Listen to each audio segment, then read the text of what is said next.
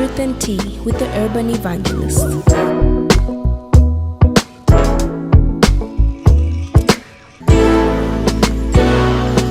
Welcome to Truth and Tea with the Urban Evangelist. Hello there. Welcome to Truth and Tea, the podcast that filters life through faith. And if you're a lover of truth, you love to seek it out, and you strive to live it out in your daily life, then this is definitely the content that you will love. Speaking of truth, they say that music is the only truth out there.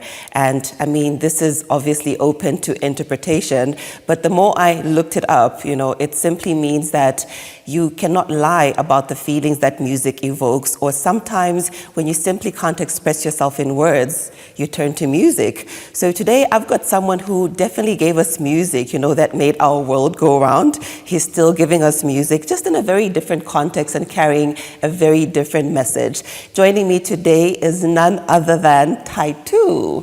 Welcome to Truth and Tea. Thank you. It's so great to have you. I mean, I couldn't trust the opportunity to be here. So you came straight after a school run. Yes. How? I hate, when the alarm goes and I'm thinking, I'm tired, I can't get up, but then kids need to get to school. Do you do that every day? Yes. How many kids do you have? I have three. Three? Yeah. Okay. Two are not in the country, one is here. And how old are they? The youngest is 3, and the first is actually turning 15 today. Wow. Turned 15 today. Is it? Yeah. You've got a teen. And well done. second is turning 14 July 10th. Happy birthday to birthday boy, is it? Or girl today? Boy. Okay, say happy birthday to him. Big guy. Big guy, for sure. Now tell me something. Do you ever do karaoke in your car with your little one? To your songs? The tiny one actually asked me about lyrics. There's a song I played the other day, just after recording it, and there's a part where I was saying sorry. Then minutes later, she just goes, "Daddy, why were you saying sorry in that song?" So she was paying attention. She actually creates her own playlist. She said, "I want that one where you're saying overdose. Wow. I want the other one." So she's really paying attention to the lyrics. Do you think you've passed on the musical gene to her? I think all of them have that thing in them. The older ones, pretend like it's not really there. Is it? But just 2 days back, Yeah. the second sent me a voice note, and she was singing. And so, you see, I told you I could sing. Wow. So we're going to do a song together. Yeah. Definitely going to be a hit, for sure. Yeah. So I think they have that musical thing in them. And is that something that you encourage them to pursue, or is it something you help nurture in them as a dad? I have not really pushed it on them. They see what I do. They know what I do. And the way I've taken it is that once they are done with their school and they want to do music as well, I'm not really putting it in their face, say, you need to do this, you need to. I want them to make that decision by themselves. Say, I really want to sing, but then I'm still trying to create that balance for them. Say, okay, you need to also focus on this other side. Yeah. So education first. Exactly. And then you can make your own choices after that. Make your own choices, and you balance things. You can still do the music. That's a passion that you have. Get rid of it, unleash all that message and all of it, but then focus on something else as well. Okay. Yeah. So speaking as a dad, and I know that there's been a whole transformation in your life, which we'll unpack as, our conversation grows deeper. But just where your children are concerned, and you've got teenagers now, what values are you so big on instilling in them now that maybe you might not have had at that age, 15 and 14? Even 3, you can't recall what, you were like as a 3-year-old, but... Every time we have conversations, as I mentioned, the 2 are not in the country. And, they're in a place where life is so advanced compared to where we are. So I can see the changes every time we have conversations and things that they're paying attention to. So it makes me worry a bit sometimes because I think it's too fast on that end. But then at the same time, it's good because they're exposed to a wider, option of how, whatever they want to do in life. So I just speak as I was spoken to way back, and I just try to shape them up a bit more and bring in things that I feel helped me get to where I am today. Obviously, made a lot of mistakes and got all stubborn, but from that, I just speak a lot about just tone down a bit, don't get too crazy. Just think of where you're coming from, the things that you need to understand. Don't just speak to people in a certain way. You still have to, have that respect, because where we come from, you can't do that, you cannot do that. So they get to listen, and it actually excites them to, link them to back home. All right. So you say where we come from, obviously in reference to Zambia? Zambia, Africa. Oh, okay, all right. Yeah. Have they been here? Yes. Do they come here a lot? Well, they haven't been for some, I think they were last year, maybe a year, somewhere there. Okay. Yeah. Okay. So, I mean, obviously, the fact that you're in two different countries, is that as a result of you having undergone a divorce? Yes. And what did that teach you? I mean, it can't be an easy thing to go through. I mean, it was crazy. Here's the situation. I mean, when we decided to get together with the mom, we were very, very young. Because how old were you, by the way? I think when we did the wedding, I was like 22, I think. Oh, okay. Yeah. For a man, that's young. I was 22. Usually women, I mean, between 22, 25, you're already thinking marriage. But yeah, men take a bit longer to decide, so I hear you. We just felt, okay, we are in love and we want to do this. So yeah, let's do it. We had our wedding, and about 2 days later, left the country, and we had Brandon in the UK, and two young people. There's a child. I see a lot of families. When there's a child, the mom will come through, and yes, there's family to help. But we're just the two of us. Wow. And I had to learn things. I think the mom then, I remember the mom didn't even want to bath him because it was so tiny. It's like, no, I think I'm going to break him. So I had to take over everything. So fragile. So even you did the bathing of the baby. Yeah. Wow. When the little belly button fell off, like, it just came off. Yeah, but we grew up. Yeah. We grew up. As time went on, came back here. I'm cruising through things. Yeah. Things happened. Time capsules. Things happened, and we have two lovely kids, and we're still friendly, and we understand that we have to get along for the sake of the kids. So we still have that friendship, and the kids are good. Okay. Yeah. I'm glad to hear that it's something that was handled amicably. In terms of growth as a man, what did that teach you? That whole process, and even just, when it comes to maybe marriage values for your kids, what would you say to them, based on the decision that you made to get married quite early with not much experience? And a lot of it was learning on the job. And truth be told, we all are work in progress. Yeah. But obviously that situation must have taught you something about yourself. I think there's something that... to everybody that's going to watch this, the moment you decide to be with a person, understand that you are taking your space and they're coming with their space, and you're trying to break that little lining that you created, so that you allow that person into your space and they get into your space. You get into their space, rather. And as time goes, you are basically learning each other. There are things that you will not like. There are things that will anger you. There are things that will throw you off.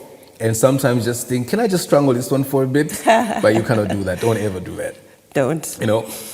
But allow yourselves to grow, to understand, because even as just like my son is 10, 15 today, with age, the brain also changes. The way you see things and the way you function also starts to change. And you need to understand that your partner will be going through that change as well.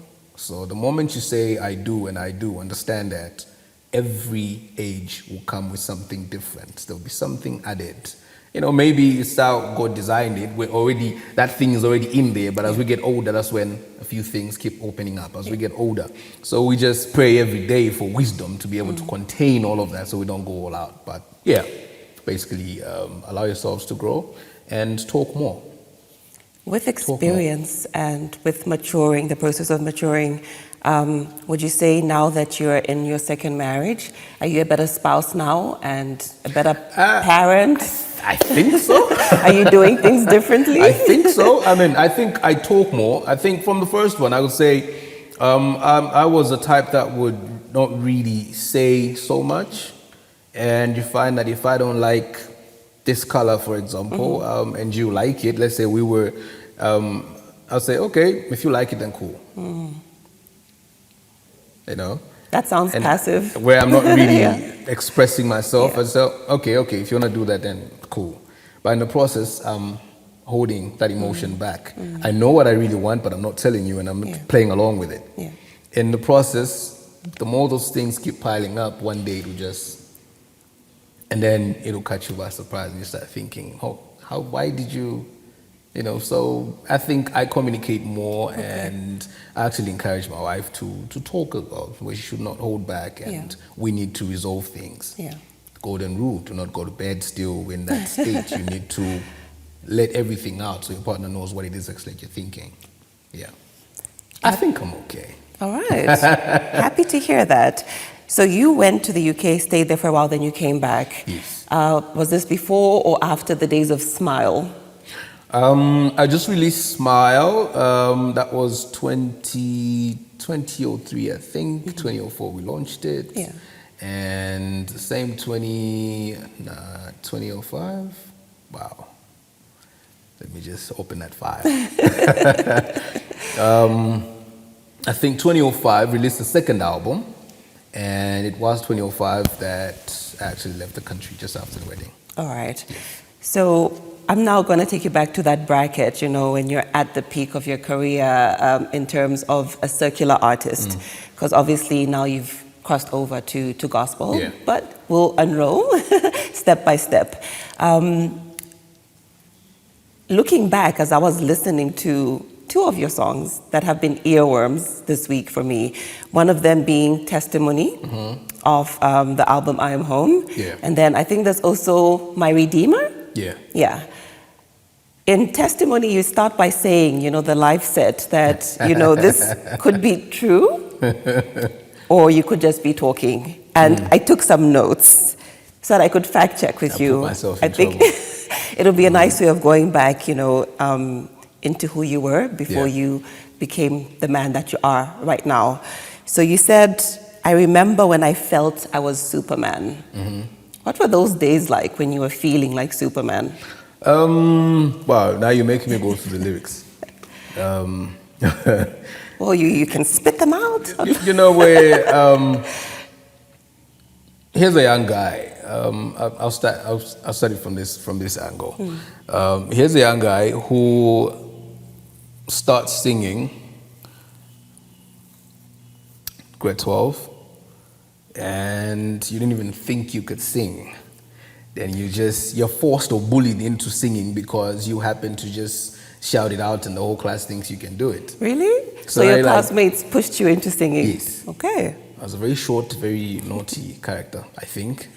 But yeah, that's the feedback I got. So I sang out the line of the song that we were asked to present or sing during the morning devotion at the school that I used to be at. And everybody thought my voice sounded good. I tried to resist, but they just forced it in. I'm one who was like, if you dare me, I'm going to do it. So I'm like, okay, I'll do it. Okay. And that's how I sang. So you bring out this voice, and you know the reaction is just so good, and you can't believe it. So like you couldn't believe your own voice or the response? Like that. Wow. You know, so we leave devotion, and you have people giving you little hugs here and there. Even those little crushes of yours come through and they hug you, and you're thinking, wow, I will sing some more. They will hug me some more. Singing it is. As time went on, you know, that passion you start thinking about lyrics. Like, hold up, I actually like this. It's not really that as motivation, like the response that I'm getting from the people and from the girls. And you start singing more. And as time goes, you pay attention to the preaching. You pay attention to everything that's good. I was actually baptized when I was still I was doing my grade 12. Okay. Yeah. Okay. And Were still you very young active then. in church? I tried to be very active. Did you ever sing in church? Yes, I was Okay. part of a group called Mel Chorus. We're the 6 of us. All right. And yeah, we would make devotion interesting. I can imagine. So I left boarding school, came back to society, as it was called, and where you meet people that will introduce you certain things, because now you're not in school and you have all this time to yourself as you wait for your results and all that stuff, and now music is just ringing.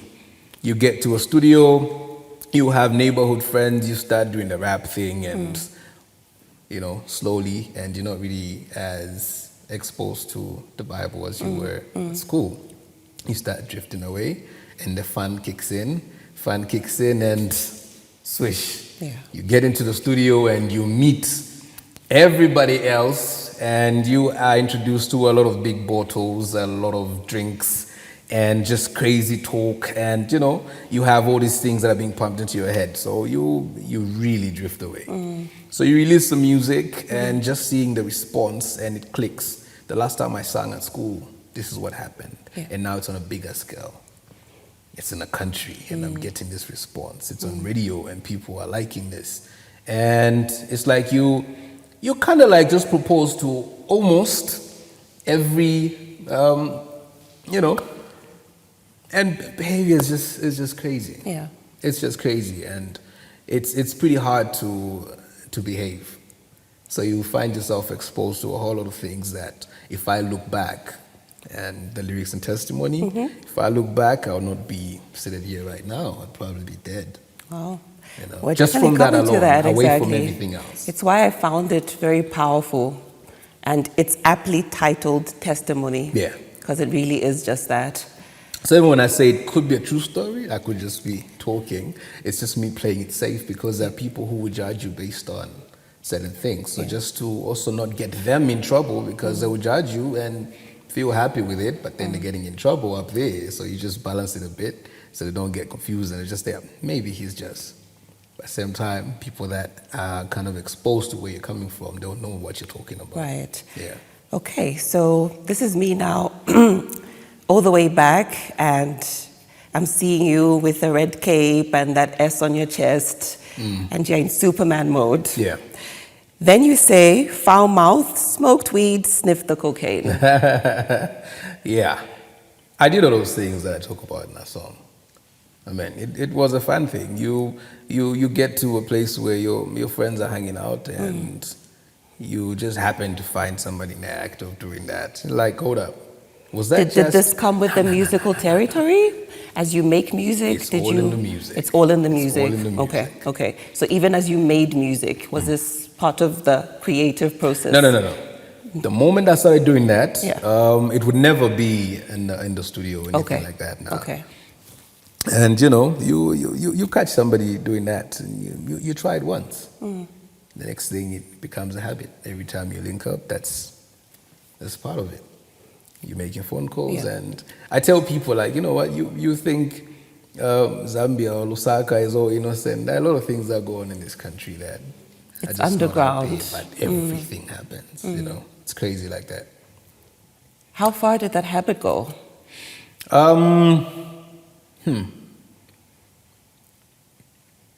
Well, I think over a year. I think over.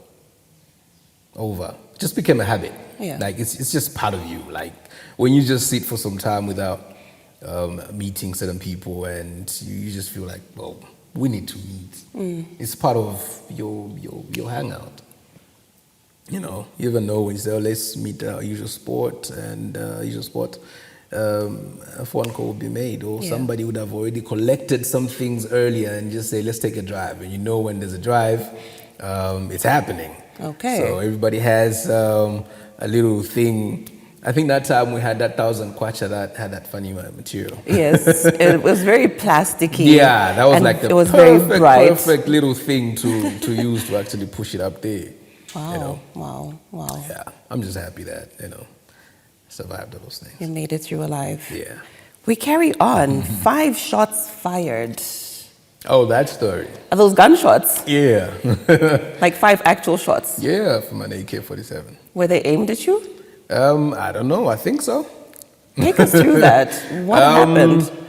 Well, I won't really mention other people. Yeah. I don't like Of course. involving certain people, and I'll just talk about me.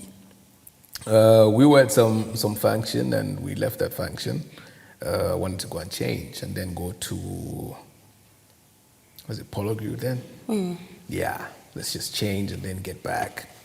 I remember I had brand new shoes on that day. Were you set to perform that day? After a performance. Oh, this is after the performance. After performance. Okay. And we got cash. You know, so your gin is all bulky because you got money in there. You think, okay, we can't Now go to that's bed now. Superman Let's on just go steroids, change. right? Yeah, I mean, there's things to do out there. Let's go change and then get back. Yeah.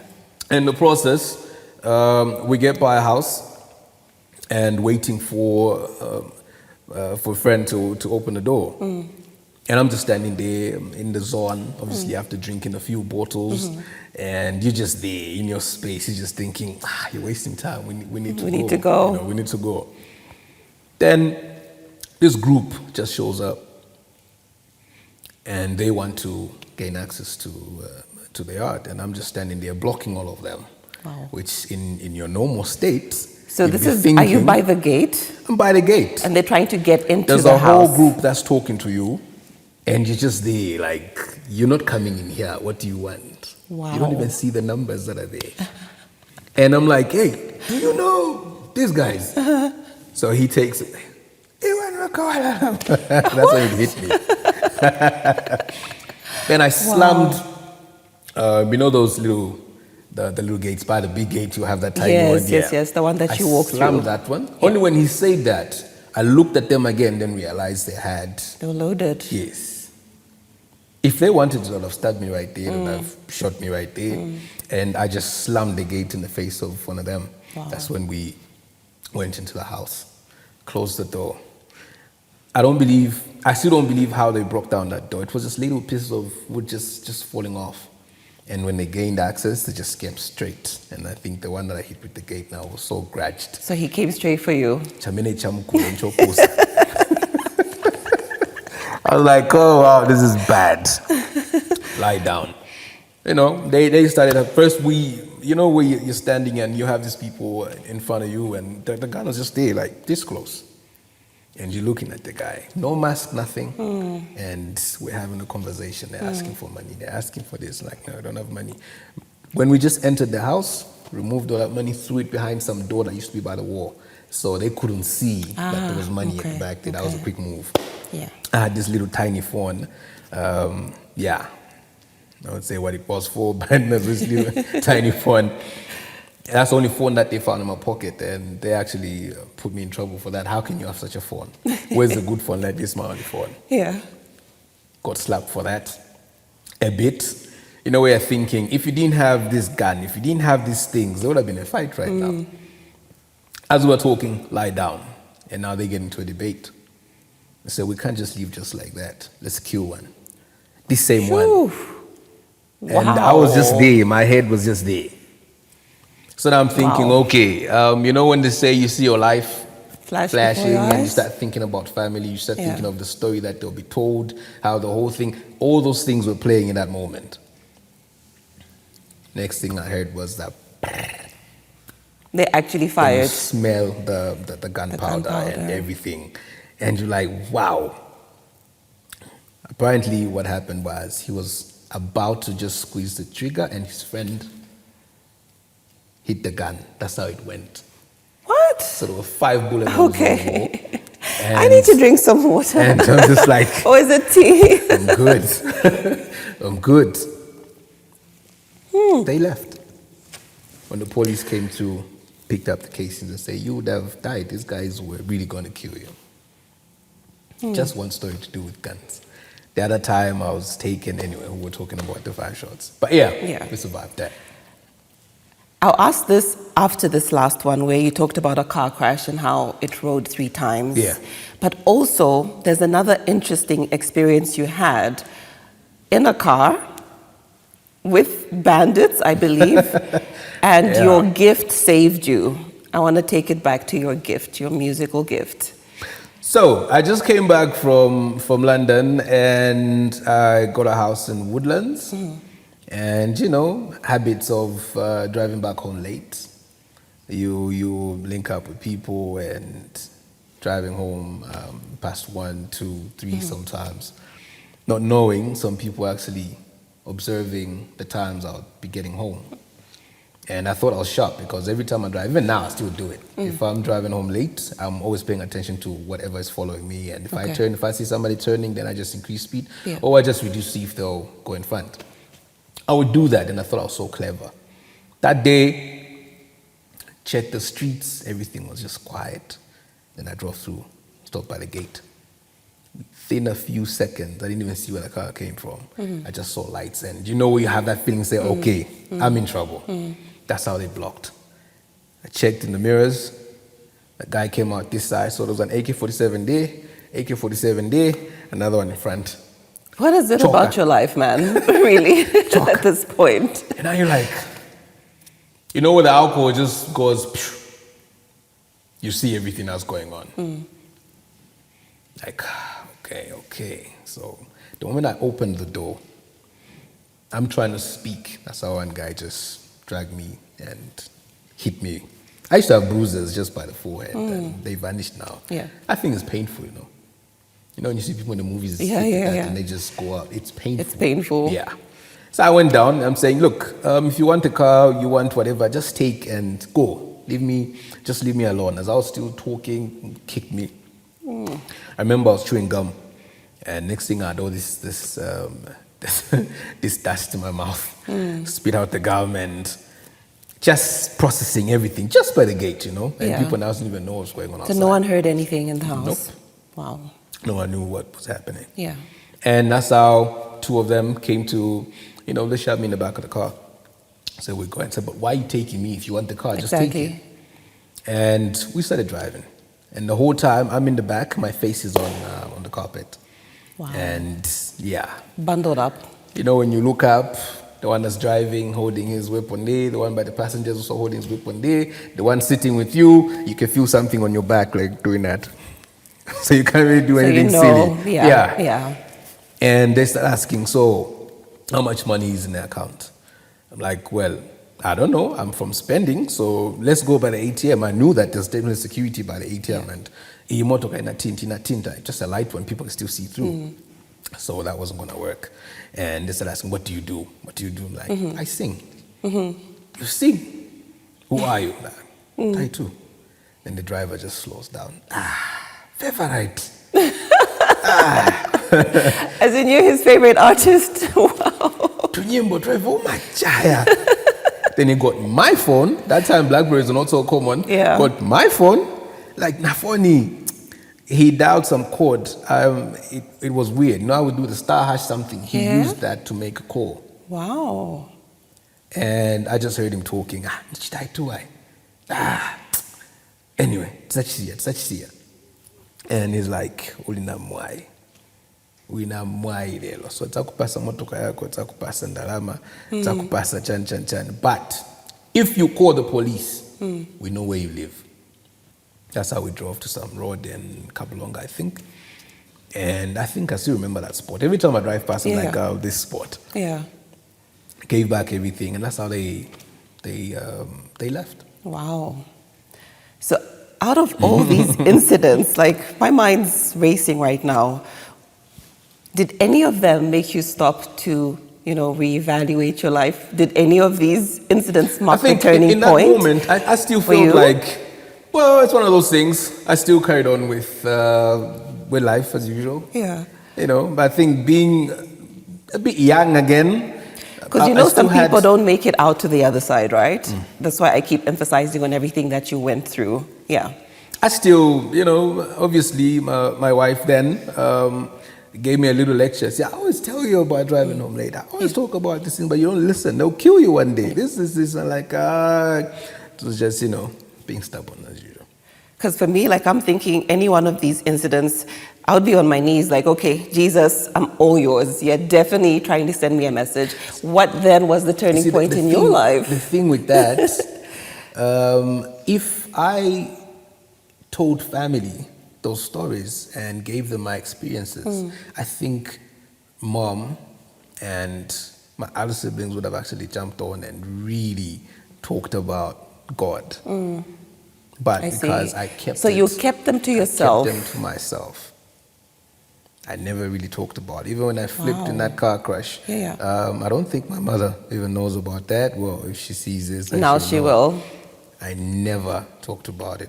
Just one sister knew about that. That's where the thing was. You see how God played you, then he makes you talk about it in a song. Giving a testimony. Educating somebody else out there.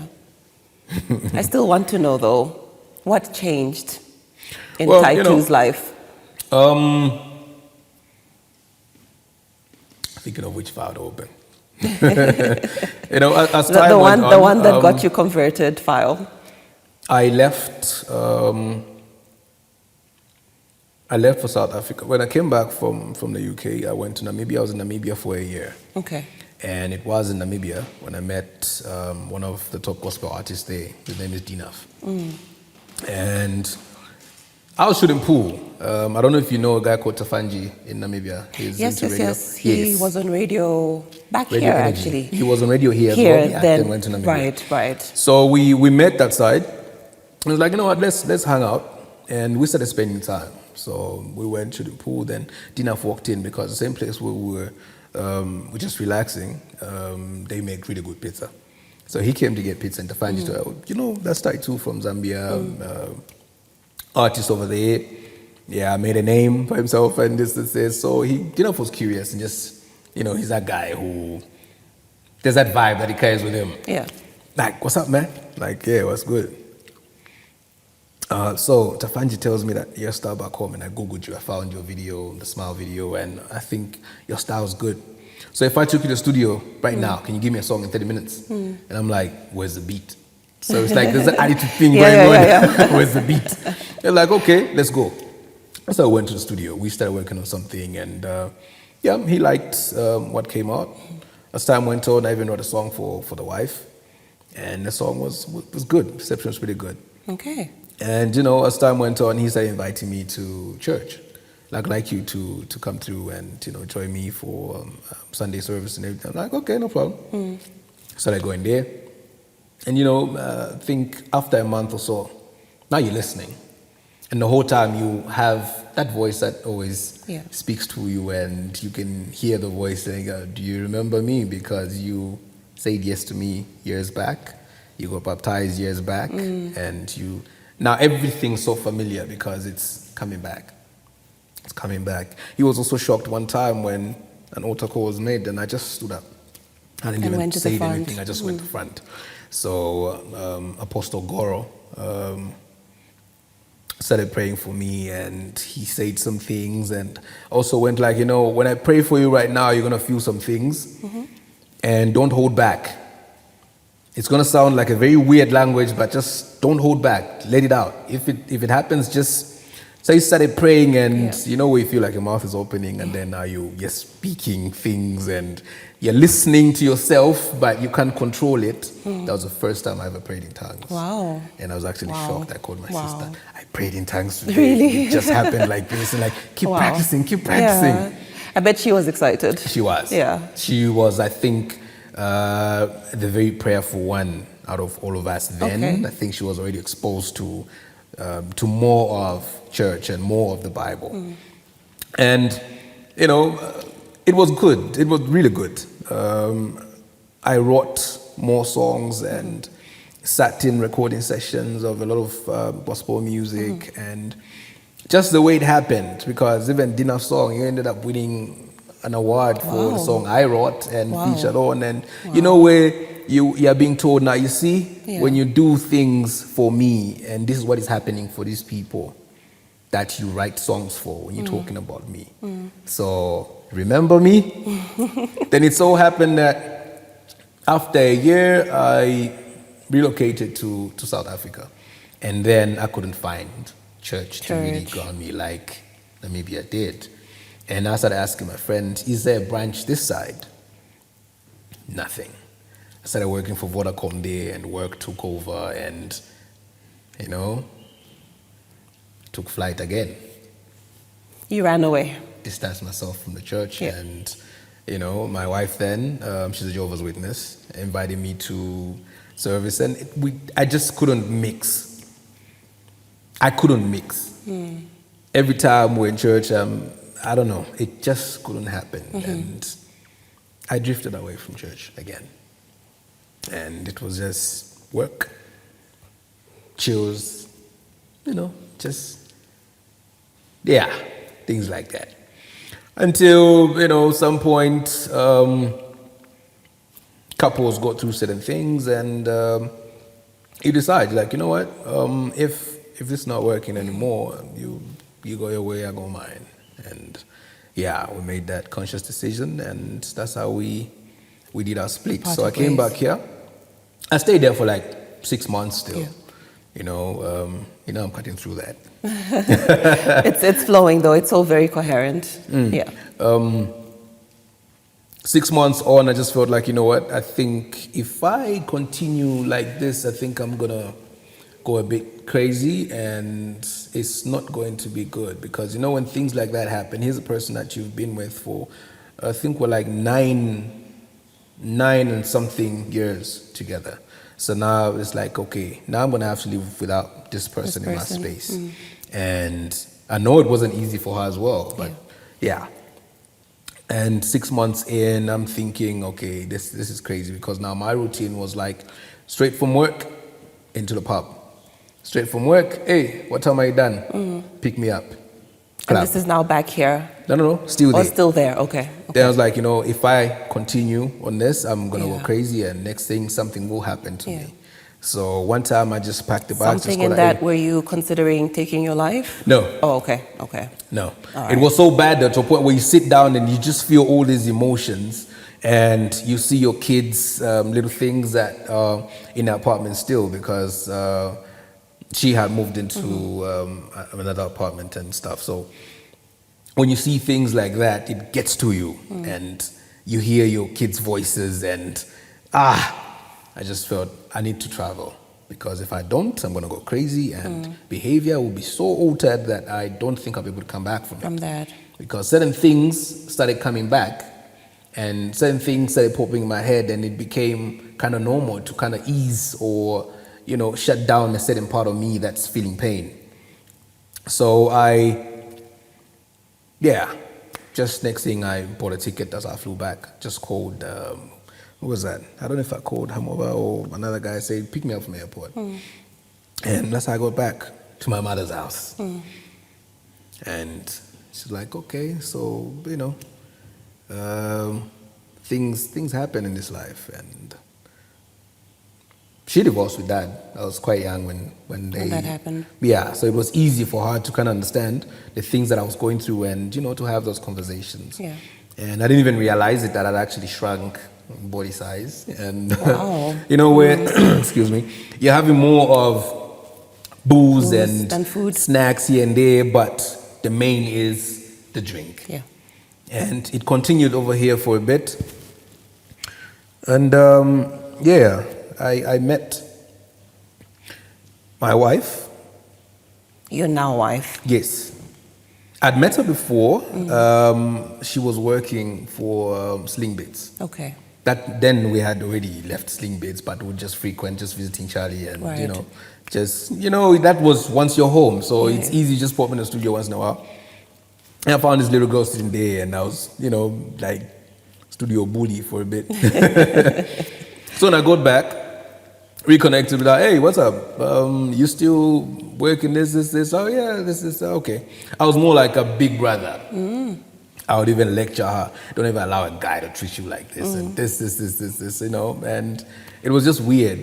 The more I started having more conversation, because it was nice to have a friend of the opposite sex, and not just hanging out with guys. Well, she was the one that I started talking to now. It's like our friendship opened up. And as time went on, we start feeling drawn to this person, not like the way it used to be, like the big brother vibe, but now you're thinking Something's now I start shifted. talking to my cousins now, like, you know what? I think I like her. Then she invites me to church. I'm like, church. Okay, I'll come. Went to church at AFM in Long Acres. So I attended church, you know, and he's back. Remember me? Remember me? And I think from then on, even my writing changed. I was acknowledging more of God in the lyrics. Even if I'm doing a love song and it'll all be linked to God. And I'm like, I've noticed something different. Like I'm talking more about God whenever I'm thinking of a new song. Yeah. And that's how Speechless. I don't know if you came across Speechless. Not There's a song quite. called Speechless. I'll look it up. She has not seen Speechless. Shame on you. Sorry. Yeah. I'll look it That's up. how Speechless came up. And I remember posting that on Facebook, and my caption read, I think it's been a journey, and it's time I went back to the blueprint, back where it all began, which was church, back to God. So that's the only thing I said. And people took it there. I'm like, he's now this. I was still in the process. Yeah. And I said to myself, looking at the response that a lot of people had on Speechless, and to date, some people still talk about that song. I just thought, if I'm going to tell somebody about God, I need to have an understanding, not just what I heard, but just to, grow a bit more. I started looking around.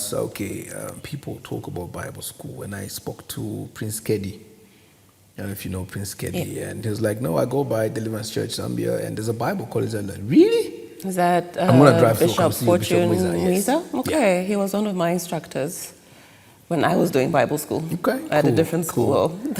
So I drove there, and he was showing me the classroom. Like, okay, this is where we do the lessons every evening from 18 to 20. Like, I think I want to do Bible school.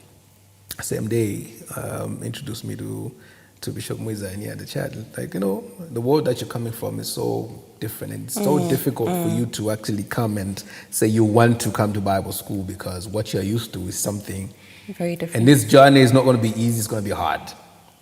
But I guarantee you, this is one of the best decisions you can ever make in life. So after that conversation, I enrolled in the Bible school, and that's how I started. 2 years on, I was just silent about it. Nobody knew I was going to Bible school. Until you graduated. And then I graduated, like, that's me. So I didn't want any distractions, and I just wanted to be so clear that I'm making this decision for me. I need to understand. It'll also put me in a space where I appreciate life more, because I'm looking at it from how he intended it to be, So, I just felt I'm only going to talk about this when I'm done, because I don't want any distractions. There were times when I just felt, maybe let me stop, I'll continue next year, but then, I just continued to You were done being a graduation. Jonah? Yeah. So, Are you done being a Jonah? Done. Done. We're out of the belly of the fish now. Done. Yeah, so here I am today. So you graduated, and I remember seeing that on social media. Like, I think there was a lot of excitement, actually, and very positive, remarks and feedback about the step that you had taken. So much so that there was, the question of whether are you now stepping into pulpit ministry, or was that something that you did to mature yourself as a believer and just grow in your faith?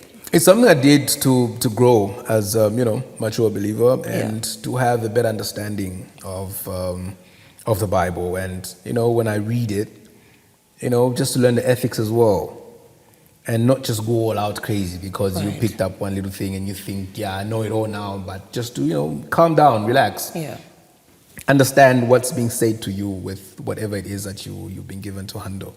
And I have people that are calling me pastor already. I'm like, I'm not ordained. I just graduated from Bible school. Papa. Papa, I've seen those comments as well. So even when I share a lot of scriptures on my page, I do little videos as well. I'm encouraging people, and yes, pastor. I don't dispute this. I just keep quiet. Like, at the end of the day, the one that called me to do this was for a reason. Yeah. He moved me from a certain area, made me survive all these crazy things that I decided to do.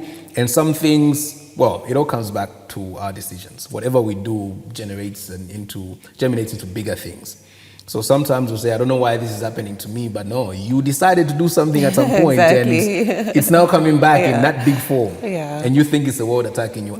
You chose to go left and it's now, the kids are coming. Exactly. Yeah. Reminds me of something I read that said, yes, everything happens for a reason, but sometimes it's because you made stupid decisions. Yeah. Most of the time. You made the decision. And now the kids are coming to collect. They're calling daddy. Yeah. Respond. So just two last questions. One actually is something I'll need to hear from you to anyone that's watching this and listening in. But the last question. Sounds like it's going to be a big one. How has being a Christian impacted you, like musically? Is it harder to be a Christian in music? Well, I might not be liked for what I'm going to say, but I just say it anyways. I've always been like that. It's nicer now. It's nicer now. It's nicer now. Look, I felt like from the time that I've really taken a step to say, okay, I'm going to do music for God,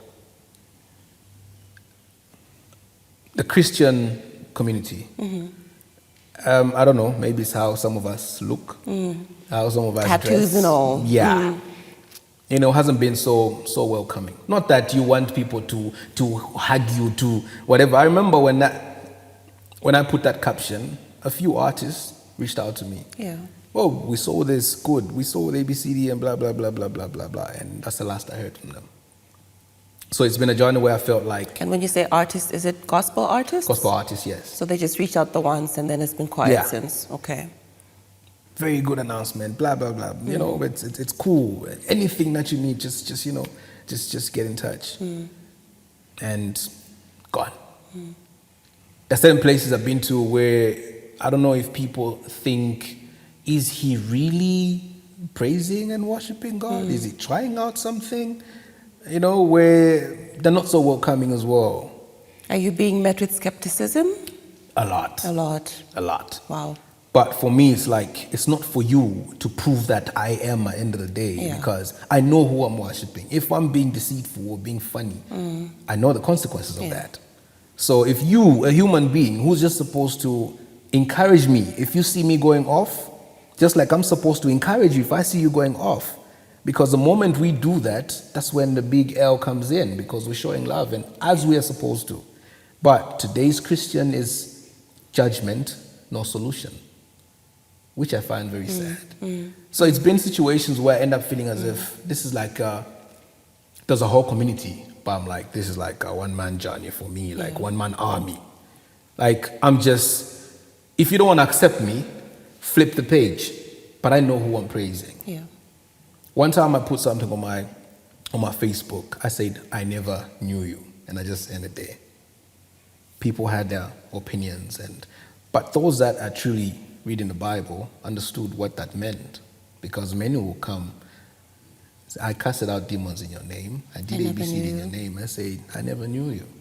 Which is supposed to give somebody that big revelation to say, I need to reflect. Yeah.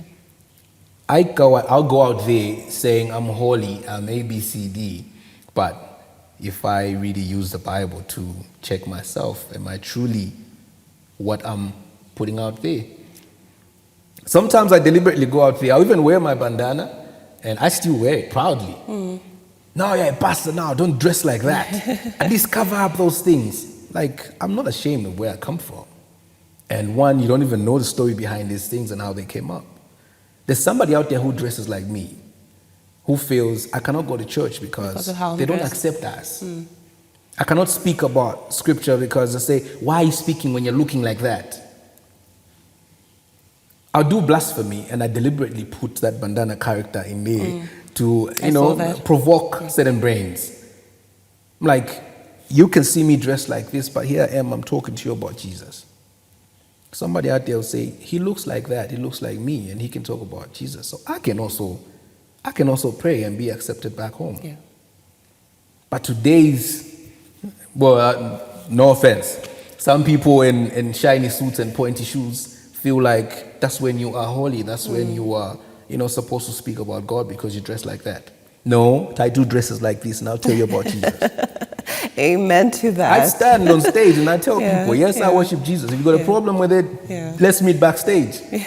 Somebody will take it like a threat, but I'm just telling you, like I'm that proud and that bold to talk about it because I don't care what you think, because at the end of the day, his judgment is what counts for me. So, yeah. You actually literally brought it right home, and you touched on everything that I would have loved you to say. So at this point, really, your album title, which says I Am Home, really just sums this conversation up very well. You're home, and welcome home. Thank you. Home here. Thank you. And let's talk some more, eh? We should. Yeah, off camera, because you touched on some very key things. So I love that, throughout this discussion, Taitu has shown us that our sanctification really is an ongoing process. It's progressive, and we are called to progression and not perfection, because at the end of the day, none of us are perfect, but then we're called to be holy. That's a requirement. But we are holy because we're in a relationship with Jesus Christ. And if that's something that you can take home and run with, please, by all means do. But then there's been so many powerful moments in this conversation. And Taitu, thank you so much for pouring out of your cup. There's still a lot more I need to put out, I still have all this weight to unleash. Hence me saying, we'll ask you back. No problem. Yeah, we'll definitely ask you back. Before I run, can I just add something? Please. I think there's been questions also. You say, do you mean you have stopped singing love songs? I laugh every time I see that question, because I'm thinking, okay, here's this man, and that man is preaching to you, and he's got a wife. How does he speak to the wife? Does he present the Bible every time? There's still that connection that he needs to make with the wife. And that's where I come in. I will sing that love song from a godly perspective. If all of us artists who have accepted Jesus Christ as Lord and Saviour shun the love songs, who are we leaving the love songs for? Who's supposed to sing that? Aren't we the ones who are supposed to take that message? Because now we have that right spirit that's teaching as to how that love's supposed to go.